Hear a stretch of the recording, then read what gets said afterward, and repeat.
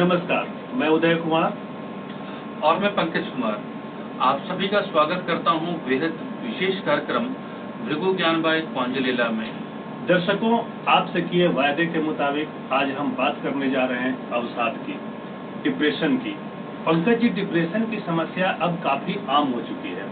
कुछ दिनों पहले AIV के सदस्य और कॉमेडियन तन्मय भट्ट ने बताया कि वह क्लिनिकल डिप्रेशन से पीड़ित हैं। पंकज जी,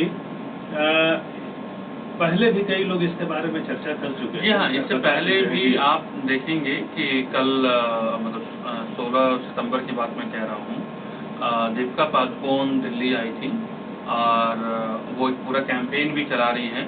तो वो उनका जो एक रिश्ता था, उससे वो जब उनका ब्रेकअप हुआ तो वो एक लंबे समय तक जो है वो डिप्रेशन में रही है। उन्होंने खुद इस बात को स्वीकार किया है।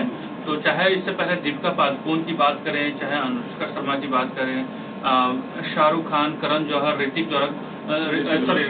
रोशन जो हैं, ये सारे बड़े सेलिब्रिटी हैं। हम इनका नाम इसलिए ले रहे हैं कि इनको समझ लोग जानते हैं और आप समझ पाएं कि डिप्रेशन जो है वो कोई ऐसा नहीं कि बड़ा तबका हो, छोटा तबका हो, वो किसी के साथ भी ये घटना जो है वो इसका शिकार कोई भी हो सकता है। डिप्रेशन से पीड़ित हो सकते हैं। माना जाता है कि 5 में से 1 वयस्क डिप्रेशन का शिकार होता है। जी हाँ पंकज जी, इतना ही नहीं है, वैसे डिप्रेशन जो है वो सिर्फ बड़ों को ही नहीं होता है, ये जो है बच्चों को भी होने लगा है। इसीलिए अगर कोई व्यक्ति डिप्रेशन में हो तो तुरंत उसकी मदद करनी चाहिए। वो मदद चाहे हमसे पहुंचे, आपसे पहुंचे या किसी और से पहुंचे, उनकी मदद करना जो है वह मानवता के लिहाजे जो है वो बहुत जरूरी होता है। जी हाँ पंकज जी। जी बिल्कुल ठीक कह रहे हैं। देखिए, डिप्रेशन कोई देखा जाए एक सामान्य सी बीमारी इसको कह सकते हैं, ये एक लक्षण है, लेकिन इसको हल्के में नहीं लेना चाहिए। अगर आपको मालूम चले कि आप कहीं से भी डिप्रेशन के शिकार हैं तो तुरंत उसका जो है आपको कंसल्टेंसी लेनी चाहिए, उसका तुरंत उपचार करना चाहिए और बहुत जल्द जो है आप इससे रिकवर कर सकते हैं। बिल्कुल। तो जी उदय जी कुछ कह। हाँ, मैं ये बोल रहा हूँ कि लेकिन सबसे पहले डिप्रेशन पे और जो हम बात करेंगे, बहुत विस्तृत चर्चा करेंगे। आप दर्शकों को बताएंगे कि ये डिप्रेशन कितना खतरनाक है, आज कैसे ये फल फूल रहा है, सुरसा के मुंह की भांति रोज रोज जो है वो बढ़ रहा है ये। लेकिन उसके पहले जो है हम लोग स्वागत कर लेते हैं भृगु ज्ञान के जानकार और विशेषज्ञ प्रोफेसर अश्विनी अग्रवाल जी का। प्रोफेसर साहब, आपका कार्यक्रम में बहुत बहुत स्वागत है। जी पंकज जी, प्रोफेसर साहब से बात करने से पहले, कुछ सवाल करने से पहले आप कुछ कहना चाहेंगे डिप्रेशन के ऊपर? देखिए, डिप्रेशन को हिंदी में अगर कहा जाए तो उसको अवसाद कहते हैं। मतलब अगर आप ऐसी निगेटिविटी चीजों से अगर आप घिर जाते हैं, आपके अंदर कई सारे ऐसे बुरे ख्याल आते हैं, आप जो नॉर्मल आपकी लाइफ होती है, रूटीन डेली की जो लाइफ में व्यवधान आता है, उसमें आप उसे बिल्कुल अलग, चाहे जो भी हो, पारिवारिक रिश्ते टूटना हो या परिवार में किसी की मृत्यु होना हो, या फिर आप जो है किसी चीज से बहुत ज्यादा एक्सपेक्ट किसी व्यक्ति से करते हैं, व्यक्ति विशेष से, और वो पूरा ना हुआ हो, आप किसी एग्जाम में जाते हैं और उसमें आपको जो है वो एग्जाम का पास न कर पाते हैं, या फिर आप किसी नौकरी के लिए जाते हैं, आपको लगता है कि नहीं हमको ये नौकरी मिलनी चाहिए, मिल जाएगी, मैं बहुत अच्छा इंटरव्यू करके आया हूँ, दे के आया हूँ, अगर वो नहीं मिलती है तो फिर आप धीरे धीरे जो है अवसाद में जाते हैं, डिप्रेशन में जाते हैं। कई बार लोगों को ये समझ में ही नहीं आता कि वो डिप्रेशन में है। मैं सही कह रहा हूँ प्रोफेसर साहब? जी। एक तो मैं समझना चाहूंगा कि डिप्रेशन, हमारे प्रोफेसर साहब बताएं कि पहले तो ये डिप्रेशन है क्या, जिसको हिंदी में अवसाद बोलते हैं, और लोग कई बार इनको कैसे पहचान में आना चाहिए कि मैं डिप्रेशन का शिकार हूँ, मुझे सख्त इलाज की जरूरत है। जी हाँ, आप ये कह रहे हैं इनको प्रोफेसर साहब कि डिप्रेशन है क्या, आप ये जानना चाहते हैं? पहले ये बता दें कि डिप्रेशन है क्या, उसको अगर सरल भाषा में आप हमारे दर्शकों को समझा सके तो वो समझाइए आप। देखिए, डिप्रेशन एक ऐसी प्रॉब्लम है, ये बीमारी नहीं है एक्चुअली। पहली बात तो आप ये समझ लो कि डिप्रेशन कोई बीमारी नहीं है, क्योंकि ये बीमारी जो है शरीर पर आती है और डिप्रेशन का शरीर से कोई कनेक्शन है नहीं। ठीक है। प्रॉब्लम शुरू कहाँ से होती है वो समझने की बात है। तो ज्यादातर डिप्रेशन की जो समस्या की जो बीज डलता है वो डलता है 12, 13, 10 से लेकर के और 13, 14 साल की उम्र में ही डिप्रेशन का बीज डलने के चांसेस मैक्सिमम होते हैं। ठीक है। और ये बात समझने की इसलिए जरूरत, समझना तो मतलब बहुत आसान है, क्योंकि ये एक ऐसी उम्र होती है जिसमें बहुत सारे चेंजेस फिजिकल होते हैं बॉडी के अंदर, मेल हो या फीमेल, बॉडी में चेंजेस होते हैं और उन बॉडी के चेंजेस के बारे में किसी ने कुछ बताया नहीं कि कब होंगे और उनका इफेक्ट क्या है और उनका मानसिक इफेक्ट क्या है। मतलब शारीरिक इफेक्ट तो हमें दिखाई दे रहा है कि ये चेंज हुआ मेरे पास, पर उसका मेरे मन के ऊपर क्या प्रभाव किया, मैंने उसको किस तरीके से समझा, उसकी वो एक मेन रीजन है जिससे डिप्रेशन का बीज तो डल गया, समझो आप। तो कोई भी इंसान आज की तारीख में मैं अगर कहूँ, कलयुग का जमाना आ रहा है, इसमें कलयुग जो समय का जो है बहुत ज्यादा इम्पोर्टेंस समझने की है, क्योंकि ये कलयुग का जमाना है। तो कलयुग में ये होता ही है हर बार। कलयुग अभी ना 99th महायुग चल रहा है ऐसा लगता है, ऐसा बताया गया है गणित करें तो हर महायुग में 4 युग होते हैं, तो उसमें जो कलयुग होता है वो सबसे ज्यादा एक्टिविटी का युग गिना जाता है और सबसे छोटी ड्यूरेशन का होता है। मैं एक बार प्रोफेसर साहब को पंकज बीच में रोक रहा हूँ, और शायद आप भी इस पे अपना जो है अपन बात रखिएगा, अपनी बात रखिएगा। प्रोफेसर साहब बोल रहे हैं कि डिप्रेशन जो है वो बीमारी नहीं है और इसका शरीर से कोई लेना देना नहीं है, तो क्या मन से लेना देना है इसका, पंकज जी? देखिए, प्रोफेसर साहब की बात को अगर मैं जो समझ पा रहा हूँ, मुझे दर्शक मुझे लगता है कि समझ रहे होंगे। देखिए, बीमारी का मतलब शरीर से जी, है ना? तो ये शारीरिक बीमारी नहीं है, ये एक मानसिक बीमारी है जिसको मनो रोग कहते हैं।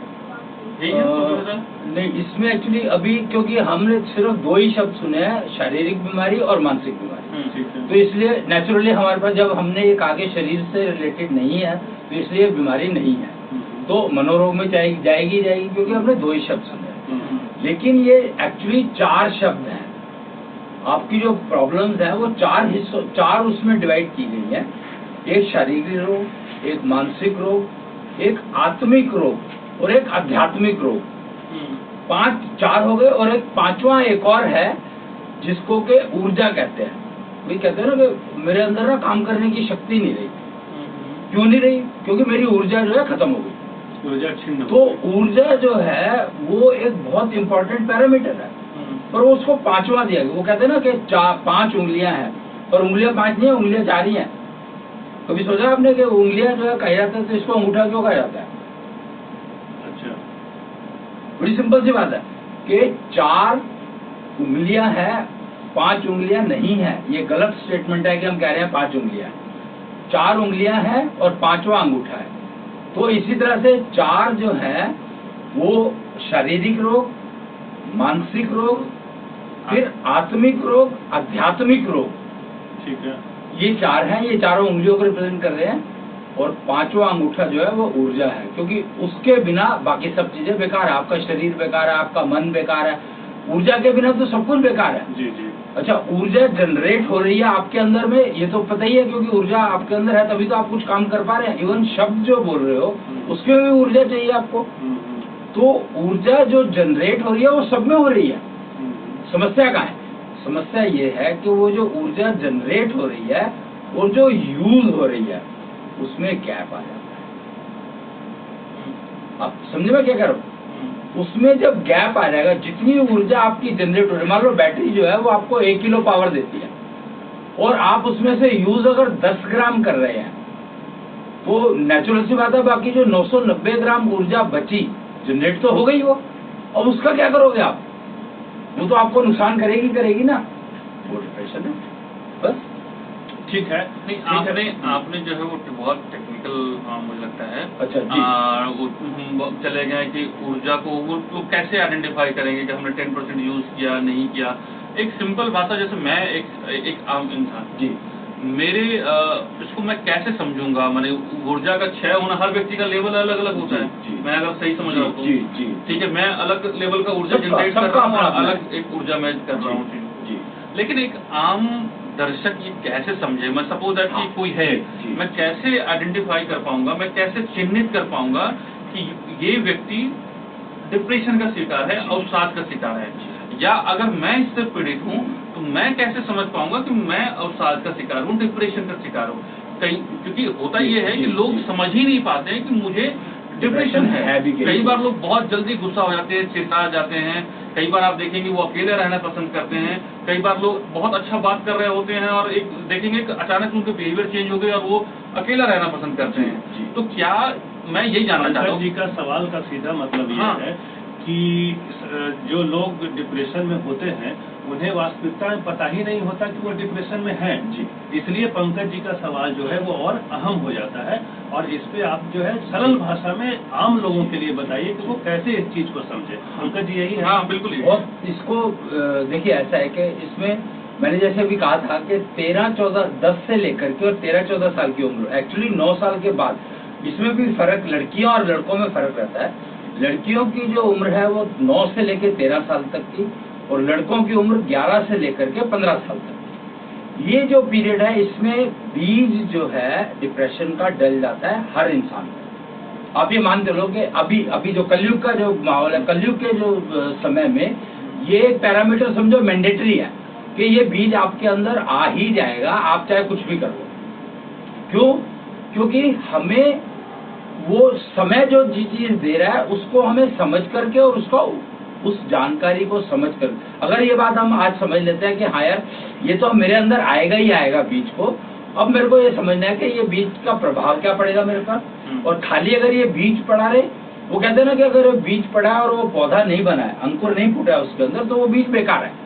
नहीं, अभी भी पंकज जी जो सवाल कर रहे थे उसका अभी भी क्लियर जवाब नहीं आया। अभी आएगा ना, मैं दोबारा रिपीट कर रहा हूँ। इनका ये कहना है या हम भी ये जानना चाहते हैं, हमारे दर्शक ये जानना चाहते हैं, जो आप ऊर्जा वाली बात कर रहे थे कि अगर हम 100 किलो कैलोरी की ऊर्जा जो है वो जनरेट कर रहे हैं और सिर्फ 10% उसका जो है हम खपत कर पा रहे हैं, तो बाकी जो ऊर्जा बची उसके कारण व्यक्ति जो वो डिप्रेशन में जाता है, डिप्रेस्ड होता है। इसको आप सरल भाषा में कहें तो आप ये तो नहीं कहना चाह रहे हैं कि जो ऊर्जा वो जनरेट किया और वो घर में पड़ा है, कुछ काम नहीं किया, बाहर नहीं गया, लोगों से मिला नहीं, या फिर अपना कोई कार्यस्थल उसका नहीं है जहाँ पे आप वो जाके काम कर अपनी ऊर्जा का क्षय कर सके, तो आप इस चीज को मान रहे हैं? ऐसा का यही बात करना चाहिए जो मैं बोल रहा हूं? इसमें मैं उसी पर आ रहा था कि बीज की बात मैंने की, वो जो ऊर्जा बची आपकी वो ऊर्जा उस बीज को पालने लगती है।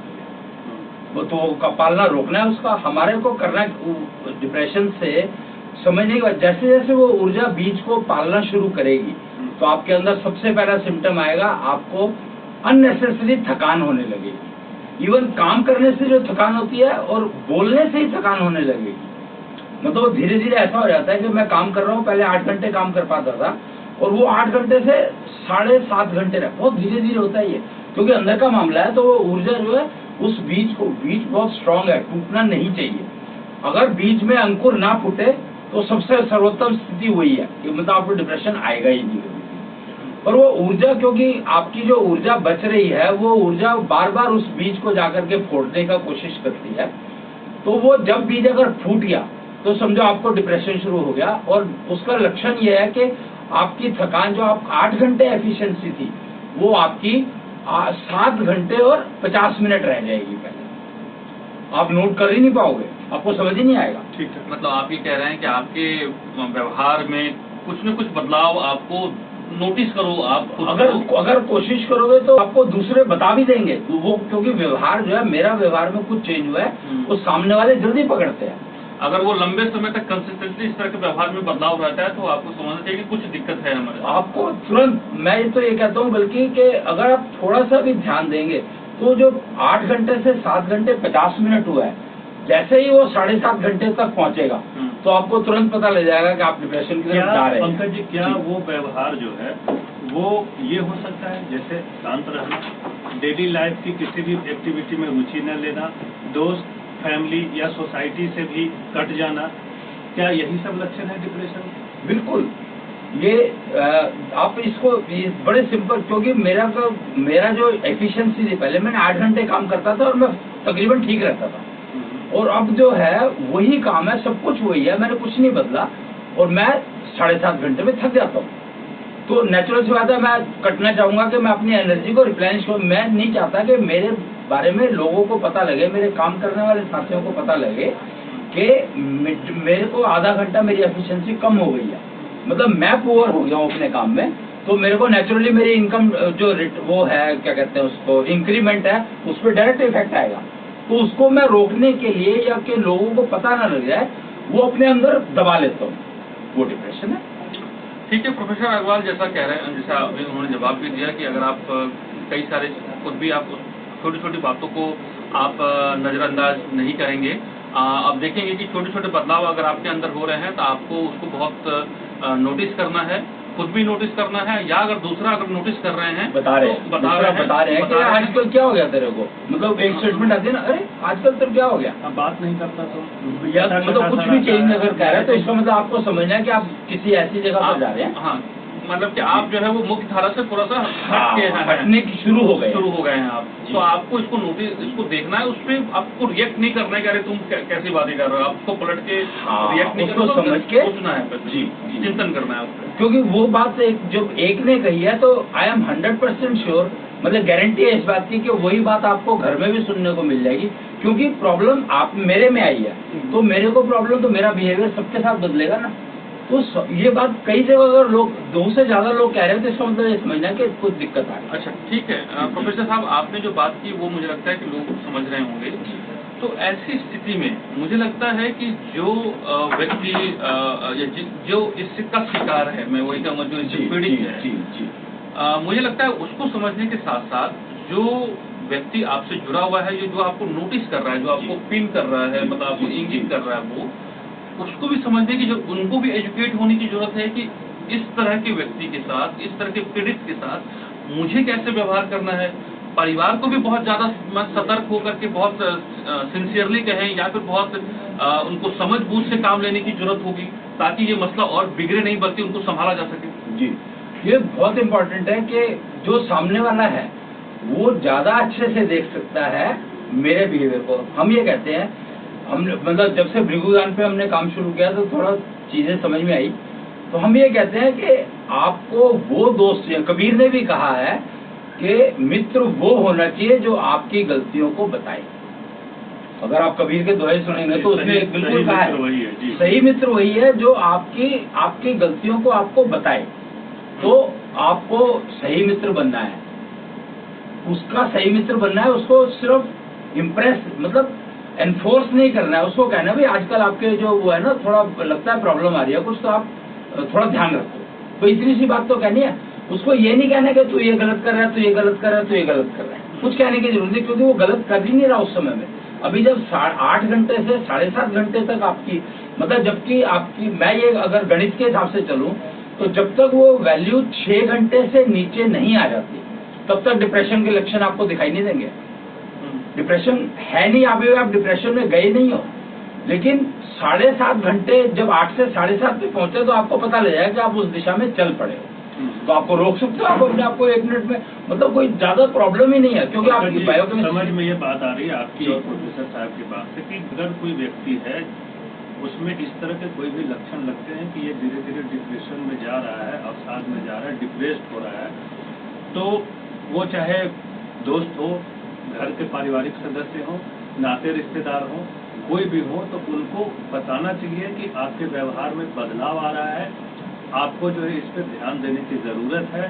कहीं आपके साथ अवसाद जैसी बीमारी आपके जीवन में तो नहीं घर कर रही है, ऐसा कर रहे हैं? नहीं, मुझे लगता है कि उनको, अगर मैं सही हूँ मुझे करेक्ट कीजिएगा, मुझे लगता है कि उसको बताने की बहुत ज्यादा जब आप किसी को देखिए आज के समाज में क्या है, टोका टोकी नहीं, बहुत ज्यादा उसको इंडिकेट करना है और उसको समझना है कि किस वजह से ये बिहेवियर चेंज हो रहा है, मतलब जो व्यवहार में जो बदलाव आ रहा है उसको समझने की जरूरत है। सपोज अगर मान लीजिए मैं एक युवा हूँ और मुझे बहुत लंबे समय से नौकरी नहीं है, तो अगर आप जैसे ही आप घर में प्रवेश करेंगे, समाज में रहेंगे, तो अगर आपसे लोग उसके बारे में पूछना बहुत ज्यादा पूछेंगे तो वो एक तरीके से रिएक्ट करेगा, बिल्कुल धीरे धीरे करके उसके बारे में बहुत ज्यादा चिंता करेगा और वो एक तरीके से आपसे कटना शुरू करेगा। तो मतलब ये है कि आपको बहुत ज्यादा उस पर टिप्पणी नहीं करना है, आपको उसके प्रॉब्लम्स को आइडेंटिफाई करके उसको सोल्यूशंस पे आपको सपोर्ट करना है किस तरीके से। ठीक है पंकज जी, हम प्रोफेसर साहब से और सवाल करेंगे आगे।